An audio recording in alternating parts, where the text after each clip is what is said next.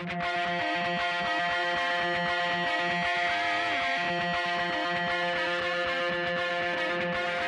listening to the Roofing Success Podcast, a show created to inspire roofing contractors to achieve optimal success in their roofing businesses. I'm the host, Jim Moline, the co-author of the book, Internet Marketing for Roofing Contractors, How to Triple Your Sales and Turn Your Roofing Website into an Online Lead Generation Machine. I'm also the co-founder of Roofer Marketers, the digital marketing agency for the roofing industry. On each episode, I'll be sitting down with industry leaders to talk about their processes, the lessons they've learned, and how to find success in roofing.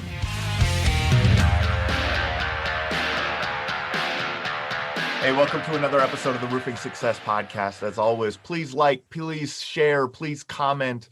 It helps get our content out there to more and more people. Also, if you're interested in continuing the conversation beyond just listening to the podcast, go to Facebook, type in Roofing Success, and join the Roofing Success Facebook group. Today, we're going to have a conversation about the long-term value of a customer. That's one of my favorite things because I feel I see on our agency side that the clients that we have, the companies that we work with that are the best at turning one deal into many are the ones that are most successful. And I think that is kind of a just standard across the industry. The companies and the salespeople that are best at turning one into many are going to be the top 1%, right? The top 5%. You know, they're the real leaders in that. And so we were down to Win the Storm and ran into John here and we had some great conversations. And I wanted to have him on.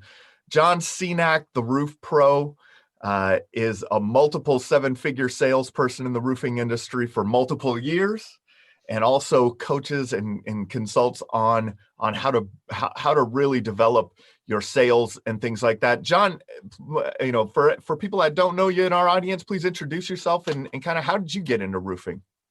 Excellent. Thank you so much for allowing me to be on the podcast. I appreciate it. John Senac, my consulting organization's John the Roof Pro. Pretty self-explanatory name, but I got into the roofing industry 7 years ago, roughly, and we had interaction with a roofing owner. I actually was selling to him, and he was like, "You should come sell for me." And I didn't bite at that time, and he came back and found me later and said, "You really should just come in and give this a shot." So I gave it a shot, and I instantly saw the value in what I got out of that from a time standpoint, from a resources standpoint, but most importantly, the gratification of seeing the homeowner go through the process of being made whole, receiving the new roof, that final product, that satisfaction. So that's how I got into it. Then once I saw the success in it, I was like, oh, this is great. I'm enjoying that. How can I get other people to experience this success? And so here we are several years later, I've finally developed that into a training program that I can go out and provide other contractors that are in the industry of what I'm doing in my market. That's awesome, man. And so I think the basis for any company or for a salesperson, right, is the starting point is their goals. Would you agree? Absolutely. Right. Absolutely. And so, if you don't have a goal, you don't have that clear vision, you don't have that clear direction as to where you want to get to. And so how does a roofing salesperson set a successful goal for themselves? A lot of people probably utilize the classic SMART model. So I won't get into that, the anagram that describes how you should define goals. I think that for the actual roofing salesperson, there's a few key factors.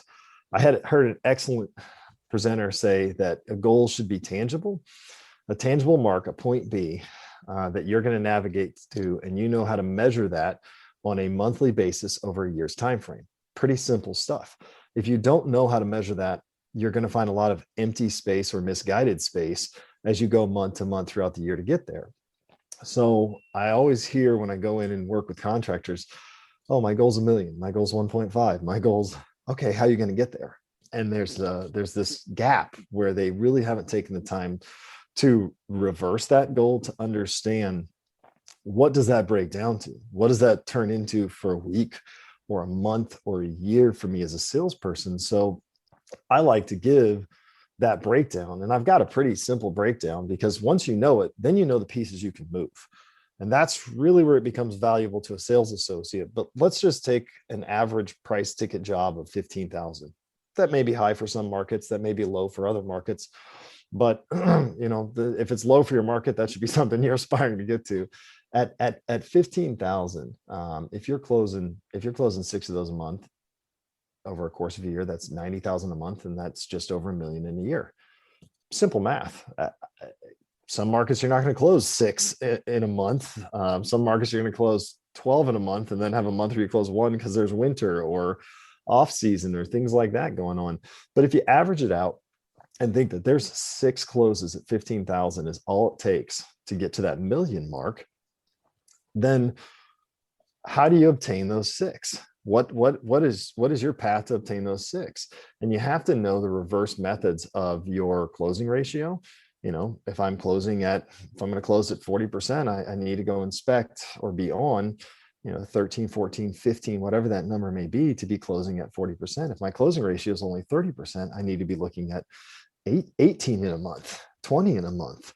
And you have to understand that, because then on a per week basis, I'm closing about 1.25 contracts in a week, which that's one week to the next, one week to the next. Pretty simple stuff to break down for a sales associate, and even for a company owner or a sales manager, to really understand that a salesperson had a successful week because they inspected 5 roofs, they closed 1, and that value of that roof was 15. They're on track. They now have a way to track that goal from point A to point B to make sure there's no misguided space to get from point A to point B. That's awesome. And that, so it's in the details. That's what it is. It's how many doors do you have to knock? How many, from an ownership standpoint, how many leads do you have to generate for your team? How many, breaking those numbers down and knowing your team's, averages on that. You had mentioned seasonality, and I have this conversation a lot, right? Yeah.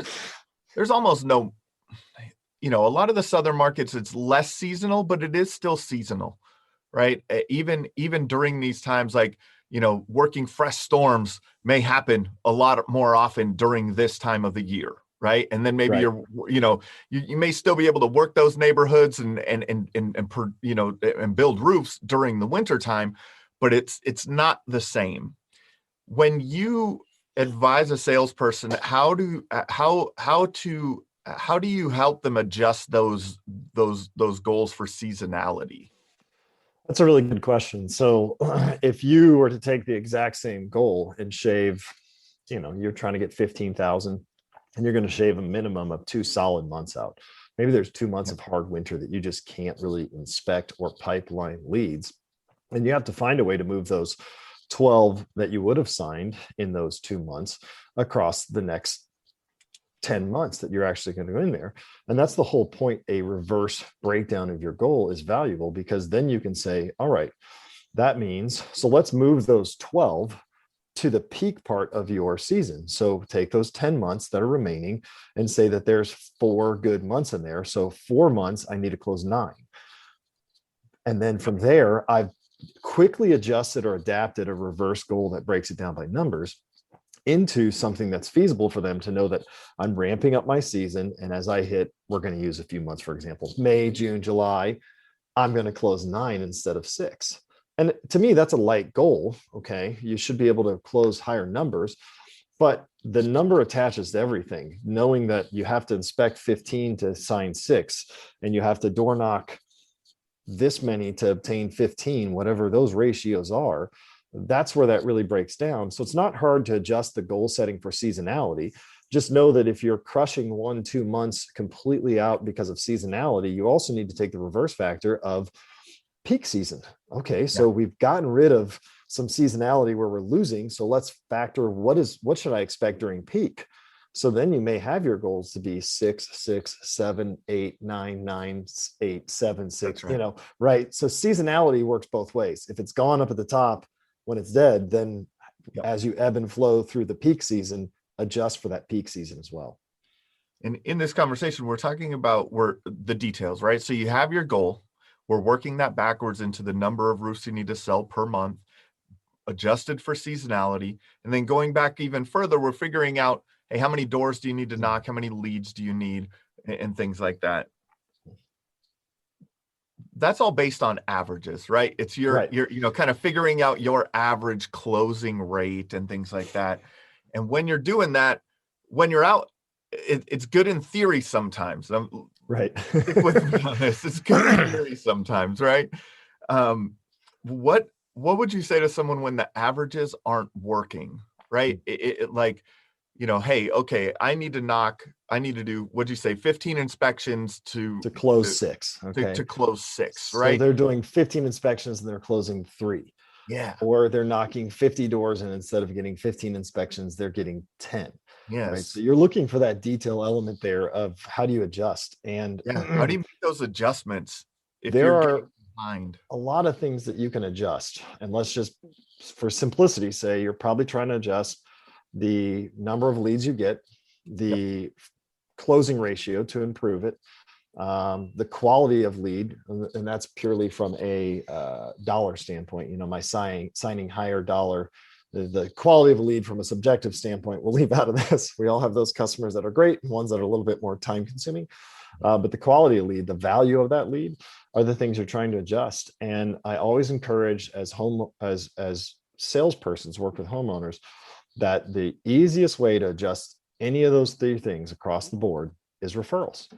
When you start diving into the referral market, you have the ability to actually control the path that you want to go down, whether it's pursuing a higher dollar lead because that particular neighborhood or market is above your 15,000. So I want to focus on referrals and utilize that neighborhood for referrals, because if you took the same statistics, closing 6 at 15 and close them at 20, you're going to close 1.4 million instead of 1.08 or whatever it is. So you can manipulate each of the numbers, your closing ratio, because you're getting direct referrals, the number of leads you get because you're asking for more referrals, and the quality of leads you get because you're targeting your referrals in the neighborhoods you want. All of the numbers can very easily be adjusted utilizing referrals. Yeah. And to what I said at the beginning here, we're having that conversation about the long-term value of a customer, right? There is so much untapped value there. And when we were talking before, you were telling me how you like to be involved in the process, essentially from developing the lead all the way to collecting the check. Absolutely. What are your thoughts? What's your strategy there? So ultimately, well, let's start by saying every roofing organization is different. And I know that from traveling and training other companies. Of course. Some of them do everything on the front end, sign a contingencies, take all the photos, and then that's it. They're done with the process at that point. So if that's the structure of the company, I still think it's valuable to be present for other parts of it when the build goes on, or when the final check is due, or a final walkthrough or final inspection. There's other companies that require sales associates to do the entire process. They're drafting the contract and the material orders and picking out colors with the homeowners, and they're the build day, there to collect the final check. So knowing that it varies from company to company, I think the core part to that is that it's valuable to be there as many steps in the process as you can be, whether you're required to or not, because it opens the door to ask for a referral multiple times, to ask for additional referrals throughout the process. Because statistically, until you have asked for something a minimum of 4 times, you haven't actually changed your odds of getting a yes to that question. They have to be asked more than 4 times to really change that difference. Sure, some people will say yes right away. Some people will give the referral right away, but that doesn't always happen. There may be someone who you need to build trust with, build rapport with. They're psychologically a different person, and they need to see that you're present and that they can truly back your brand, your name up when they go to pass the referral. That comes with visibility, and that comes with building trust, and that comes with being there for multiple steps in the process. What do you think you're in those companies that have the salesperson signing the contingency, moving on, and then it just moves on to other people in the company for the additional steps. How would you still keep that face, or have that continue to, like you'd said, the asking at least 4 times? Could that be done with multiple people, or does it Yes, has to be done with one? it can be done with multiple people, but the quality of that, we'll call it four Yeah. touches, right? The quality of that touch is always going to be best when it's coming directly from the person, because you're continuing to build trust and make the request. I've been out to companies who have their on-site production manager make the comment or ask for referrals too. And while that is another ask, the value of the initial person who knocked the door, inspected the roof, developed the lead, whatever it may be, continuing to ask and continuing to build rapport stands out. And it doesn't take time. You may not be required to be there the day of the build, but it Yeah. sure helps to show up.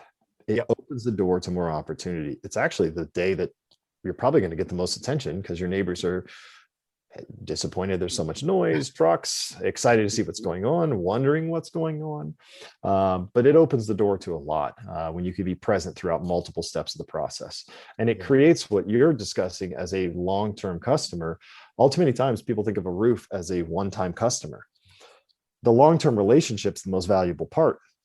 I still have customers that call me years after their build because they have someone who just moved in town, or a new neighbor, or a new employee, or a family member that now has a need, because we developed a long-term relationship. And that doesn't happen by being short-term, by being there twice. It happens by being there multiple times throughout the process and reminding them that you didn't go away. Even months after the project's done, following up and saying, hey, your area just got hit with a storm. I'm sure your roof's good, but if you have any questions, let me know. You're still present. You're still relevant. Still there. That's right. You're still staying top of mind to that person. What percentage of your business now? I mean, you're doing, what, about 2 million in sales plus a year right now. What percentage of that comes from like those really past relationships, right? Sure. A year or longer ago. Sure. I have 140,000 from this week that came all from referrals, 3 jobs. And that goes back to that numbers deal, Yeah. the quality of those jobs that are coming from that. I have a long-term commercial client that continues to send me business. And it looks like that deal is going to be close to $1 million. But my own numbers, just across the board, residential closes, Yep. 61% of my business comes from referrals. Over half, a majority of my business comes from referrals. And it has to be that way for me. If I'm going to go and put time into coaching and consulting, That's right. I have less time to do what? Door knock, develop leads, develop new business organically, right? I'm better off utilizing my past pipeline and maintaining those relationships for them to send me 61% of my book of business, to allow me the time to spend with my family, the time to enjoy my life, the time to go and coach. There's so much that you get from that. And coincidentally, it gets me quality leads, 37,000, 39,000, 41,000. That was, those are the things that you're getting when you develop the leads you want by asking for the referrals you want. Yeah. And those relationships are so important. And when people trust you or become, there's a book on it, raving fans, right? When they become your raving fan, right? That's part of it. But a lot of it is just that relationship that you build with those people. This is something that I think it was done in the real estate industry. It's kind of ingrained in the real estate industry really well, like that it's all about the long term. Like I knew a real estate broker in Colorado who came into the business and essentially just bought every lead he could. And he worked him and worked him and worked him and worked him and worked him. And he didn't make much money the first couple of years that he was in business, because he was spending so much money on buying these leads, right? Like on just getting in front of as many people as possible. He was spending money on radio ads and all, just everything, right? Anytime just anything he could do. But his goal was, he knew that that down the road, he would develop those relationships, and they would start referring him business, and then they would want to sell again, and then they would want to buy a new house, and then they would always be thinking of him if he did it right in the first place and develop that relationship. And I always thought that story just sticks out with me all the time. It was like he went into it with the mindset of not what his paycheck is going to be today, not this month, not this year, but years from now, because of the relationships that he built today. And I was like, man, that mindset was something different, right? When I had that conversation with him, I was like, that is a great way of thinking about it, right? And it's all about developing the relationship. And that's why you talk about being there from the lead to collecting the check. So now when we're doing this, of course, I always every time I talk to like a client or a potential customer of ours, a contractor, say, what's the best lead? And it's always, they always say, whatever sort, door knocking, or they'll say this or that. And I'm like, it's the referral. It's the referral, right? Your closing percentage on a referral has to be in the 90s, right? Like, like it's almost like it's a don't screw this up, right? It's just don't screw it up. Like, and if you just went back to the example I utilize, and you're trying to sign 6 jobs and you're closing at 40%, if you got those 6 jobs, each send you one other job, and you closed at 80%, 75%, that means you closed 5 out of referrals, and you just got to go find one more new lead to close your 6 in that next month, because you're closing. They've already teed you up for success. That's right. In that relationship, to be able to say, all right, we trusted this guy and we think that you should give him a shot. We trusted this company, you should give him a shot. We have trusted this associate, you should give him a shot. So they've set you up for success. And you're a lot more confident going into referral than a cold call. Exactly. It's psychology. Naturally, any person's going to be more confident walking into a referral than they are walking into a cold call. And then it dominoes the success of upselling, the success of providing other services. Because of that confidence you already have going in it, you don't let your emotions tell you no, because you're walking into what you perceive to be a more successful scenario. The advantages of that, it's almost impossible to speak to. You could spend hours and hours trying to coach somebody on the psychology that they don't even realize is going on. But when you walk into a referral, you are already preconditioned for success, more so than the cold call. That is something I haven't heard expressed before. Is that and being in sales, that's a big deal, right? It's all about your mindset. It's so crazy how when that one sale comes through, all of a sudden, boom, boom, boom, right? It kind of dominoes, and a lot of that is because of your just the way that you are interacting and your personal psychology about it. So when you're going into a referral situation, hey, you got a little swagger on, right? Yeah, shoulders moving a little bit, because it's not hard. For those, there's awesome door knockers out there that maintain that success, and they maintain that excitement, and they'll go and they'll knock doors, be successful, and they'll kind of do this a little bit. They'll have some dips because they're constantly generating new business, and that's great. And they get a no, or they have a slightly off day. Fine, so be it. That happens. But when you're closing 60, 70, 80% on your referrals, having an off day on a referrals 1 out of 5, not oh man, I had 20 doors slammed in my face today. Yeah. I went to 5 referrals and only one of them didn't seem interested. And again, that organically gives you that confidence, a natural ability to feel more comfortable, more relaxed, and more successful going into the relationship of a referral, as opposed to going into the relationship of new business. That's awesome, man. And so let's go. When we were having a conversation down at Win the Storm, and you were telling me, like, your goal, kind of part of your goal would be to knock the beginning of the season and then let the referrals kind of build up and carry you through to meet your sales goal. Right.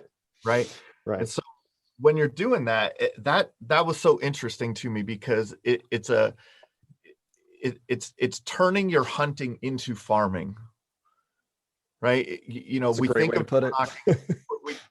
we always think of door knocking. You're hunting, man. You're eating what you kill. You know what I mean? You better get out there today and knock those doors, because if you don't eat, right? So I love the way that you turn that into like, hey, let's go hunting, and then kind of reap the rewards from those hunts over the rest of the year. How do you do that? It's back to everything we already talked about. When you have a reverse number and you know, hey, I'm trying to close, and again, I'm going to use a soft situation, 6 contracts in a month, and you're trying to close 6 contracts in a month. Yeah. And I need to look at X to be able to do that. So by the time you close 6, 12, or 2 months in, you now have 12 client relationships that you should be asking referrals. And I asked for referral 4 times. That you should be asking for referrals in that process. So if out of those 6, I can accomplish 9 of them sending me referrals, I now have a month and a half of business. If the goal was to sign 6 in a month, I have a month and a half of business. That's probably, again, closing at a much higher ratio anyway. Now I continue to do that. I've got 9 new referrals, and I've got 9 new referrals, and I've got some new leads I've developed. So I've got the 6 I'm trying to develop and the 9 new, and now I've got another. So at that point, you have 15 new ones that you're asking for referrals. If you get 12 referrals from them, ideally somewhere May, June, if you wanted to say, I'm not knocking doors anymore, I'm going to develop relationships, much like the example of the realtor you were talking about. I'm not going to knock doors. I'm going to develop relationships because it's easier for me to manage relationships than to go and knock doors. I'm better at that. I can handle that. And everybody's a little bit different, sure. But at a certain point, when you know you've got a goal of signing 72 contracts, and you have 30 signed, that you can start asking for referrals, and then ask the 20 referrals those 30 sent you for referrals. How close am I getting to that 72 without knocking a door? And where do I need to spend my time? Relationship management, relationship development, or new business development? And I like to hit that point, that comfort zone, that sweet spot. By somewhere around May or June, I'm ready to hand it over to just relationship management. That's awesome. And that's amazing to do. An amazing feat, I think. And that is your mindset, for one, in focusing on this. You came from a different sales, right? You said you were selling to the contractor that hired you. Was this something that you learned in prior sales experience, or is this something that you developed over your roofing career? I did not understand the true importance of the referral. The relationship side, sure, but the true importance of the referral, I didn't really understand until the roofing side. So there was working in management, working in customer service. I understood the relationship side of things, of wanting people to come back and use your service, or come back to your store, come back to your business, whatever it may be. Spent time in restaurants developing, relationships, and people come back and they ask for you as a bartender or a server, whatever it may be. But the concept of that relationship existed, and I think that made it easier for me. When you understand the value of a long-term relationship for repeat business, and then you enter this industry and realize, okay, this is simple. I just need to ask for referrals and continue to build long-term relationships. That arrived when I got into roofing and realized that, okay, my preference is to get new clients through current clients rather than get new clients blind, knocking on doors, and I'm going to roll the dice and see if today's going to be a good day or a rough day. Is this a good market, a bad market? Oh, I knocked on 5 doors and 4 of the last 5 were renters. Wasted my time. I waste 0 time asking a current customer for a referral. Yeah, that makes a lot of sense.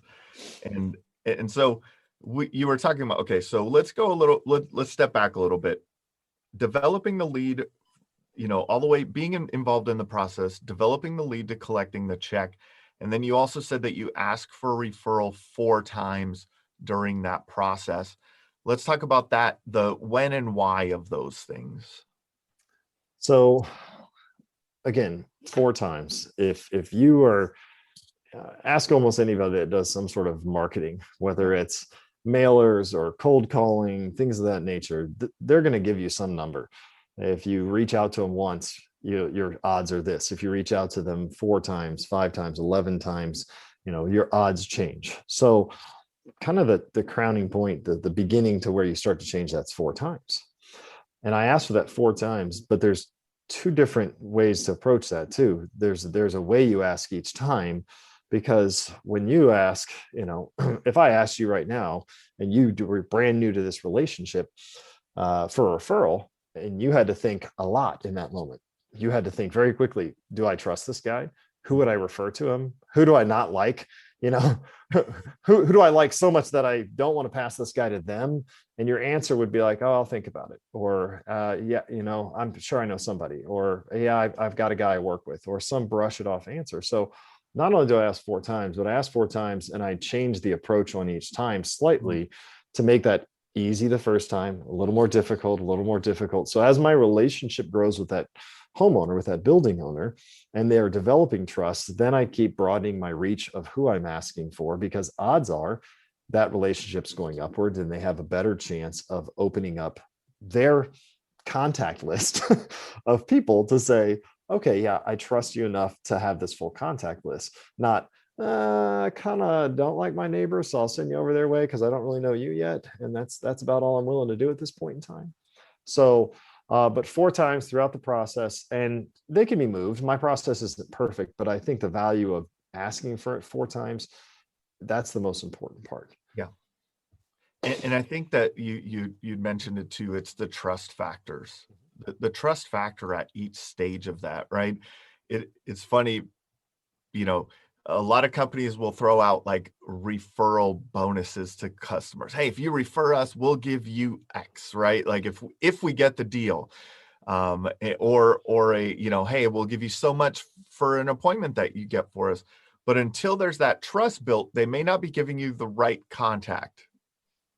Right. That's they may be thinking, I like that. They may be thinking, who don't I like?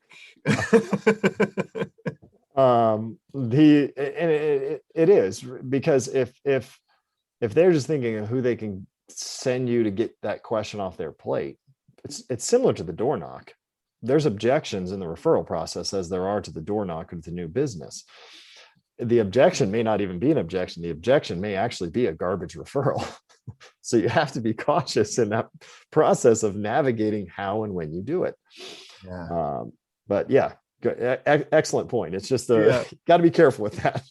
And exactly that, and being conscious of that, just being conscious of the level of trust that you've built, right? That's a different thing, right? I actually want to jump back to, so you made the comment about buying a referral, and I think almost every company buys a referral or pays for it or offers that.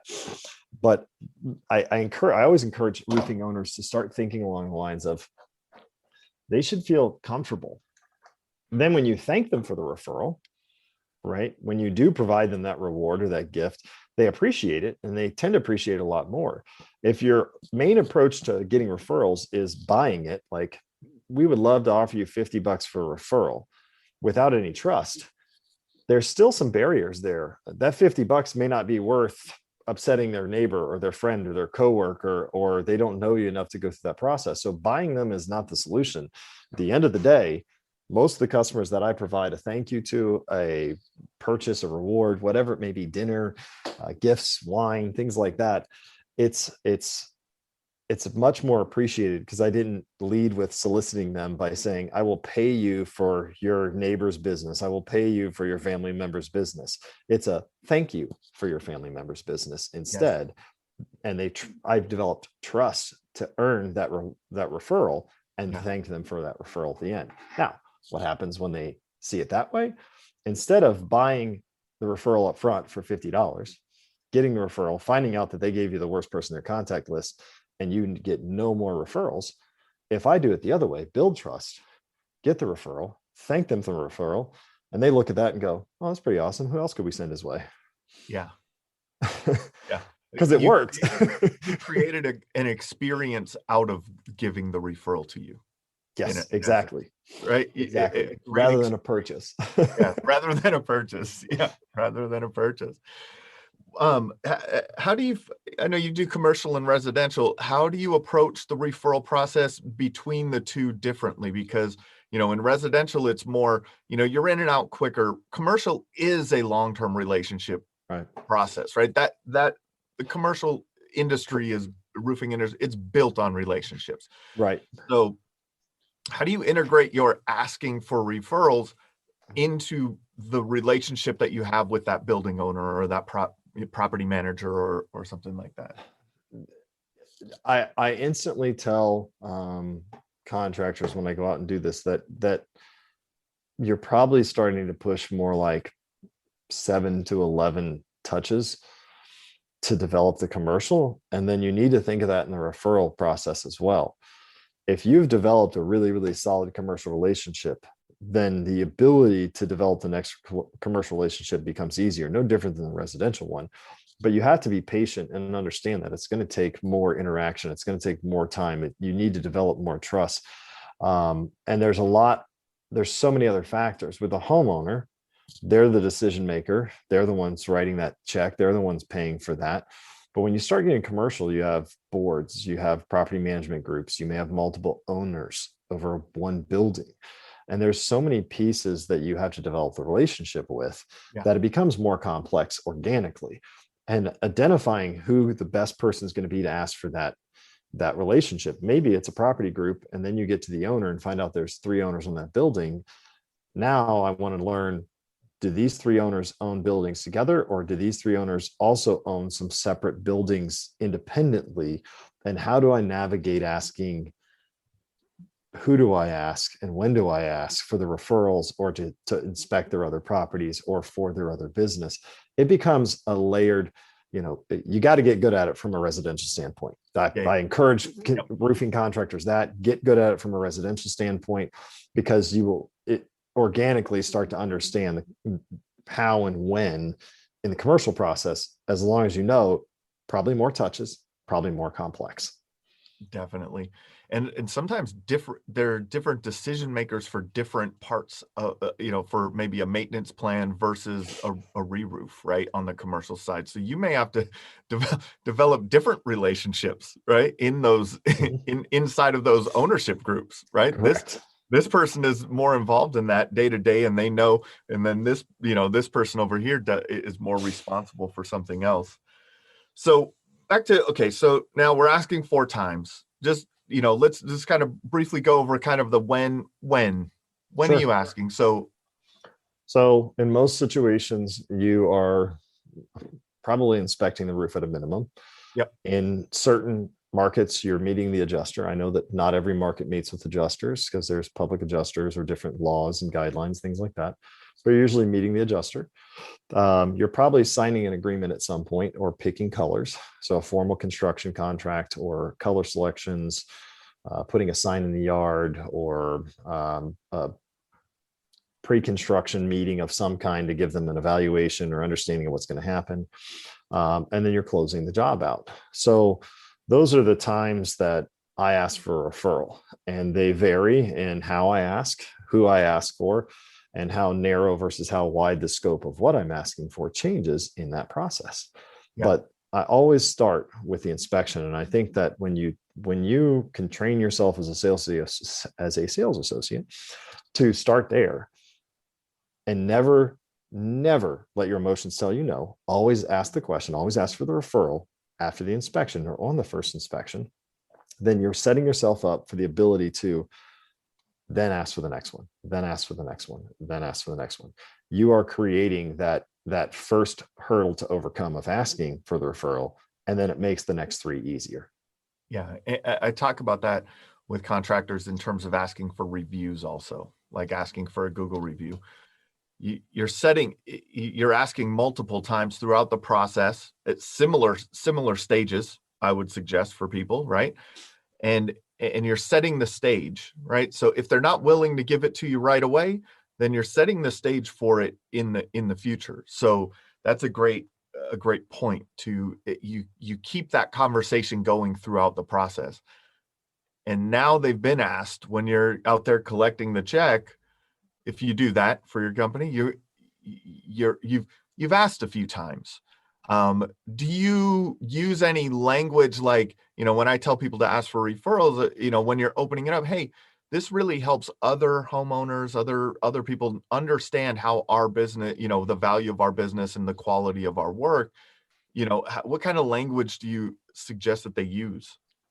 So your language, not that you need to be told this is on point, that other homeowners need, could get value out of this, but I like for the customer to express that to me. And let's just take a little micro training moment here. When you sell something, a good general basis is if you didn't ask a question that you could be told no to, you probably didn't sell anything, right? So, Mr. Homeowner, do you see value in what we did here? Right? Start with that. Give them an opportunity to tell you they saw value. Give them an opportunity, because then it goes straight to your question. Other homeowners may not understand this value because they haven't been through this experience. And that opens the door to asking for the referral, asking for the review. One of the better things you could do for me is express the value you saw on a platform like Facebook review or Google reviews. Or one of the ways that you could help other homeowners out is, do you have 3 people I could go out and perform an inspection on so they can see the value as just like you saw the value? So the question you're asking is a common language piece that I use in there. And you can use it at any point in the process, whether it's coming off the inspection. And this is where people get, let's cover this one, because I'd like to cover this one, the inspection. This is where you set yourself up to move through the entire process or skip it because you let your emotions tell you no, and you didn't continue to ask for it. So you come off the inspection and you come down and you've got your phone with you and you're showing them the photos, the whatever's going on with the roof. And in a perfect scenario for a restoration contractor, there's damage and you're going to be walking them through the claim process. And you're probably utilizing some sort of language, confidence building language, yes and no language. Do you see the wind damage here? Do you see how the shingles crease? Do you see the mark here that looks consistent with hail? You're confirming that they understand what you're saying. Is it a fair assumption that if you have this damage, that your neighbors may have damage? Yes. Yeah, they probably do. Yeah, theirs were built at the same time, or yeah, they were the first house on the street, right? Do you know your neighbors on the left and right? Because I've done a lot here. I've built confidence. I have shown them some value already by physically walking them through that process. And then I'm already navigating my way to a very narrow scope. Remember, I already asked, if I asked you right out the gates for referrals and you had to think on a whim, how much do I like John? And do I like him enough to send somebody I trust? Do I like him enough to send anybody at all? Or should I just send somebody to get him off my plate? That's way too much thought. And you probably are going to land at no, not right now, or blow me off than giving me an actual good answer. But when I come off that inspection, I've given them some value and I narrow the scope to, do you know the neighbor on your left or right? Do you know either one of them? And let them start the conversation of, yeah, this is Chatty Cathy. We hate her. She talks about everybody. Or yeah, our kids play soccer together next door. Because I've got the ability to then control that conversation and move through that conversation the way that they are feeding me information. Well, do you think Chatty Cathy is ever going to make improvements to her home, or would a little nudge be helpful? Okay. Oh, you're already friends with them and play soccer? What age are your girls? Things like that. Excellent. Do you think they would see some value in confirming if they have this type of damage or don't have this type of damage? And you're referencing the value you've already put in front of the homeowner. So that's my ask one. But can you guess what the biggest failure is in that first ask? You didn't think you were going to get questions. Yeah, I'm asking the questions here, Jeff. People think that if they're not a potential customer, that they're not a potential for a referral. If I come off the roof and say, hey, you know what? Look at this. Your roof is the Owens Corning duration or whatever shingle, this is a really great shingle and it looks like it's held up well. Imagine this roof is only about 5 to 7 years old. But while I was standing on your roof, I looked at your neighbor's roof and it looks like they have a much lower quality shingle, a construction grade shingle, a builder grade shingle. There's tabs missing that I can see. It looks like their metals are dented. Do you know your neighbor on the right-hand side over here? Just because you inspected the roof, just because they're not going to be a customer, doesn't mean they're not an opportunity for referrals. Because when you navigate the relationship off the inspection that way, what you've done is they're going to call you back when they do have a problem because you've already started to build a relationship. And they send you the neighbor next door. The neighbor closes. I show up when the neighbor signs the contract and say, hey, just want to thank you for the neighbor doing that. Here's a bottle of wine. Here's a gift card to a restaurant. And that person who never signed a contract with me goes, if I send you more people, do I get more of this? Heck yeah, you do. Most people in sales think that they have to be a customer to get the referral. Yeah. Because that's psychologically what we think is that I did service for them. They bought something from me and they're going to refer the next person. They don't have to buy to make a referral. So inspection, at the inspection is your most prime opportunity, but it has to be a narrow scope. If you can provide them a simple scope to answer, a yes or no question, okay, they do know their neighbors. Okay, so let's say they say no. What about across the street? Do you know anybody across the street? Now I'm going to broaden the scope a little bit, right? But I started narrow because I asked a sales question, a question that could generate a no or a yes. And then I moved on to the next sales question in that process. And I didn't limit myself to this person has to buy from me before they refer. In a perfect world, we build a lot of trust and you can get a lot of referrals, but just because they didn't buy doesn't mean you can't show them value, the quality of brand, why you're rated so highly online, why you're part of the Better Business Bureau. They should be seeing that in your interaction, whether they're buying from you or not. So much goes on in that process that a lot of people overlook. And it's just because they weren't trained that that's an opportunity, regardless of whether they have damage, regardless of whether they're signing, it's still an opportunity to have a conversation about future business. That's awesome. So now you're up on their roof. They're not going to be a customer, but you ask them about their neighbor with the builder grade shingle and so now they say, yeah, we do know them and our kids play soccer together. How do you ask them to introduce you to that person, to that neighbor? It's just that you can ask it just like that. I think that, again, keep in mind how new that relationship is, how fresh that relationship is, and what you're asking for. Is this a really, really fresh relationship and I'm asking for a lot? Or is this a really fresh relationship and I'm asking for what I think a fresh relationship would give me? So when I go into that position and I say, okay, they say they know their neighbor really, really well. Would you be comfortable making an introduction? Do you know if they would be home at this time?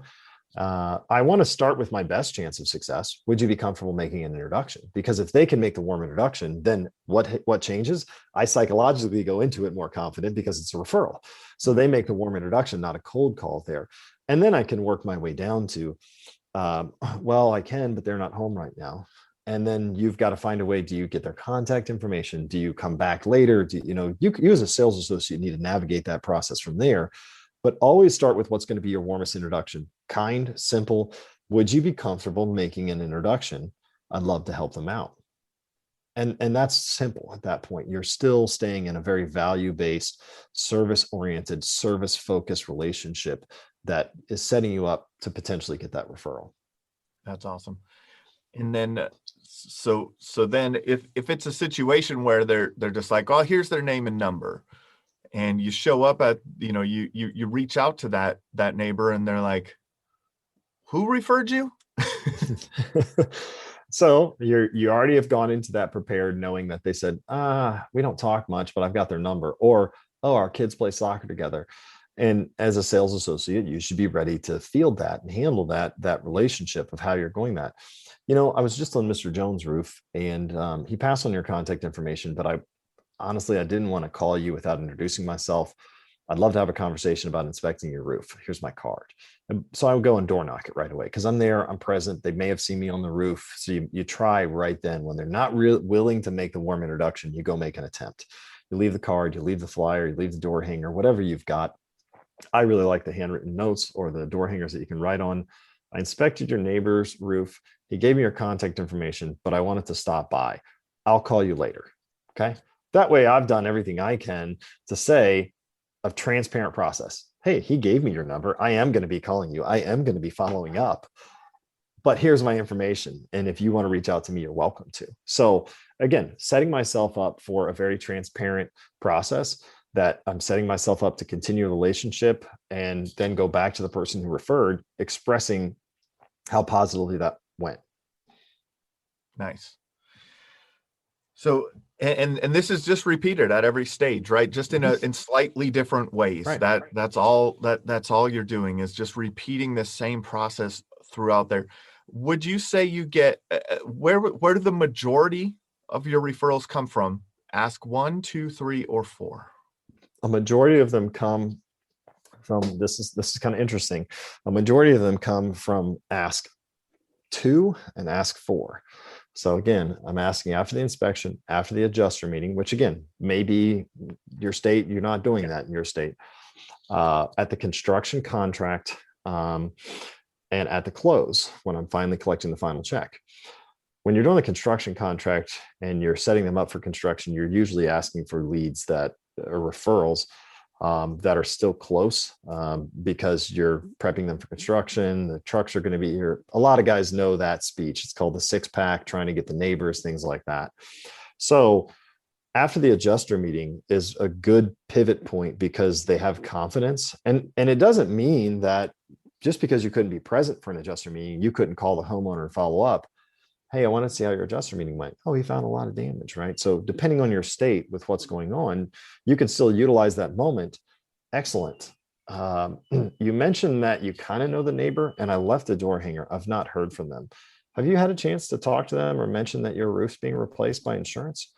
So I'm making the connection first. I've my narrow scope, and then I'm going to start broadening it. Well, now that you know you've got damage, would you agree that it's fair to say a lot of your neighbors probably have damage? Okay. How many people do you know on your street? Now I'm broadening the scope. I'm not asking, do they know the neighbors? So whether it's a phone call or I'm in front of them and the adjusters come off and identify damage, then I'm really ready to reiterate the confidence. I told you there was damage. The adjuster came out. The adjuster agreed there was damage. They should have a level of confidence in you at this point and probably start to generate a level of excitement that that roof is going to be replaced. And now's a good time to start broadening that scope to the wider view of this person, or no, but we know someone just on the other court across from us.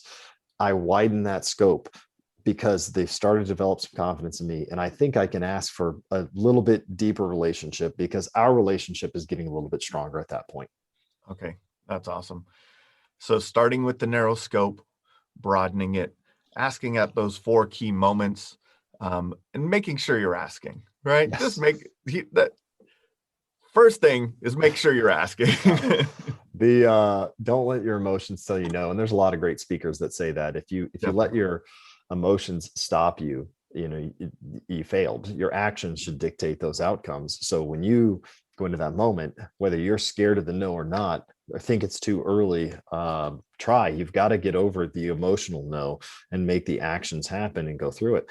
I tell you what, if I come off an adjuster meeting and the adjuster's like, well, we really didn't see much up there, I still ask for a referral because I built a really good narrative that could happen, that there may be further steps, that there may be other things that we have to go into. And still the homeowner realizes that it went one of the 2 ways I said it was going to go, and there's trust there. Yeah. And I'm still ready to ask for the referral at that point because I'm not going to let my emotions tell me no. I will go through my 4 steps regardless of what's going on. Every now and then you get that unicorn that by the time you get to the adjuster meeting, they've sent you like 9 people and you're like, I almost feel bad asking.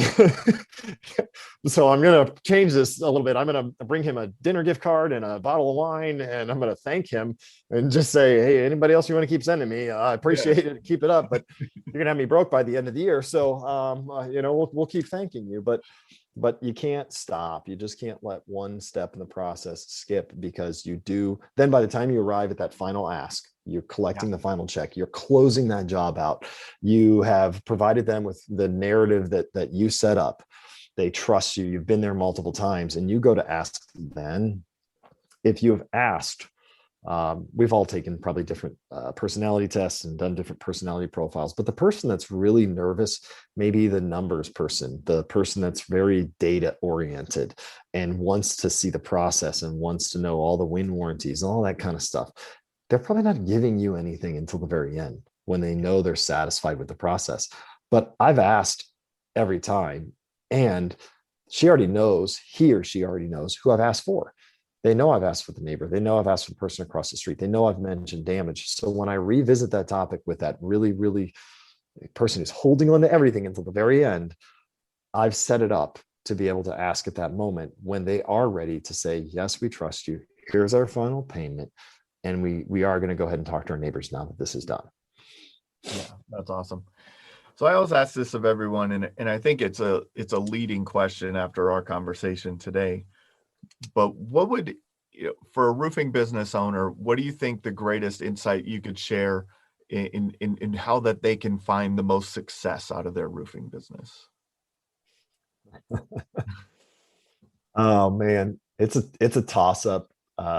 It's always going to be the chicken and egg conversation. You're training, you're developing, you're setting your goals, things of that nature. But I think that if we take the assumption that they have a roofing company, they have some sort of process, a service that people can believe in, referrals always work. That's just it. If you can get your associates to develop most of their leads, most of their business off of referrals, you as an owner are probably saving a lot of headaches too, because you're developing quality clients, successful clients, higher percentage of close, less busy work, and narratives that remain consistent. So when you do have mistakes, problems, issues, if someone referred business to me and I hired that person and there was a problem, I'm probably going back and saying, hey, did this happen on your job? Mm-hmm. So I may be vetting that other person before I call the associate or the owner to make that complaint. And I've also got someone else as the owner to say, hey, I hope that you know that this other person's experience. This doesn't happen often. But if you have a completely cold customer with no one to bounce that idea off of, to bounce the problem off of, to get input back, to calm them down, to rely back on and say, well, this doesn't happen. I know you know the Joneses and the Smiths, and this didn't happen on theirs. This is a rare occasion, and we're very sorry about it. To me, the referral client makes everybody's life job easier. So if you want to grow by referrals, because it's better business. It's higher quality, it's higher close, it's easier to manage across the board. There's always going to be the 80-20 rule where 20% of the people out there give you 80% of your headaches. But that referral base gives you the opportunity to grow your business in a very nice way. That's awesome, man. How can people get a hold of you? Facebook, John the Roof Pro, Instagram at John the Roof Pro. I have a website, johntheroofpro.com. The website's under development because we're reshooting all the videos. So everything says everything right now. Maybe by the time someone sees this, there'll be more content up there.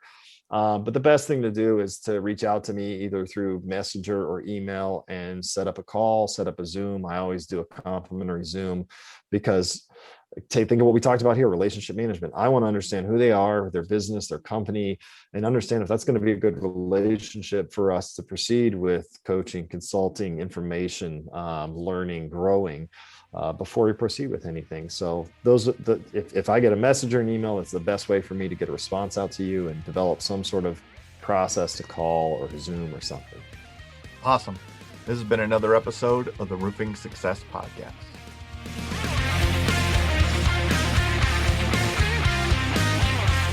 If you would like to generate more sales through your digital marketing efforts, please visit roofermarketers.com and get a copy of the book, Internet Marketing for Roofing Contractors, How to Triple Your Sales and Turn Your Roofing Website into an Online Lead Generation Machine.